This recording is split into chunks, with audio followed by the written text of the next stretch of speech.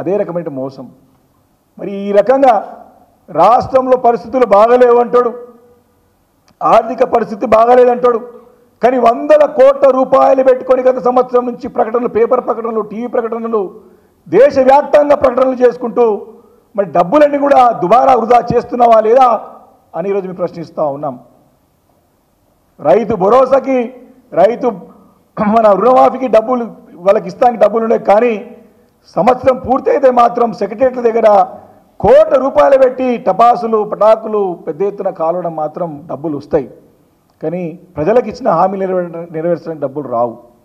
ఇది ఈరోజు తెలంగాణ రాష్ట్రంలో జరుగుతున్నటువంటి పరిపాలన. ప్రజలని మోసం చేసుకుంటూ, మోసం చేసి అబద్ధాల పునాదులపైన ప్రభుత్వాన్ని ఏర్పాటు చేసి గత సంవత్సరం నుంచి కూడా ప్రజలని కూడా పక్కదారి పట్టిస్తూ, పక్కతో పట్టిస్తూ మరి తప్పుడు ప్రచారం చేసుకుంటూ తమ పబ్బం గడుపుకుంటూ ఉన్నారు. ఇప్పుడు కూడా దావోస్ పర్యటన ద్వారా మరొకసారి పెట్టుబడుల యొక్క మరి ప్రకటనల ద్వారా ప్రజలను మోసం చేస్తుందని చెప్పేసి కూడా ఈ సందర్భంగా బీఆర్ఎస్ పార్టీ తెలియజేస్తూ ఉంది. తప్పకుండా దీనిపైన రాబోయే బడ్జెట్ సమావేశంలో కానీ ఈ అంశం పట్ల సుదీర్ఘంగా చర్చించడానికి బీఆర్ఎస్ పార్టీ సిద్ధంగా ఉంది.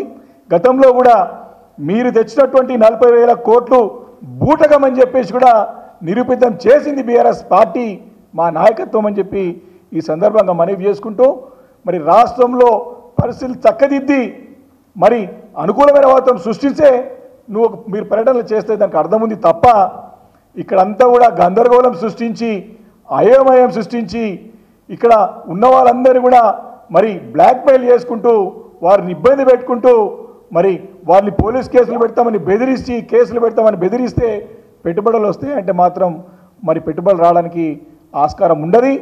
రాష్ట్రంలో స్థితిని, పరిస్థితులను చక్కదిద్దే ప్రయత్నం చేయాలి ముఖ్యమంత్రి గారి ముందు. మరి ప్రకటనలతోని ప్రజలను మోసం చేయొద్దని చెప్పేసి ఈరోజు బీఆర్ఎస్ పార్టీ ముఖ్యమంత్రి రేవంత్ రెడ్డి గారిని మరి ప్రభుత్వాన్ని హెచ్చరిస్తూ ఉంది. Thank you.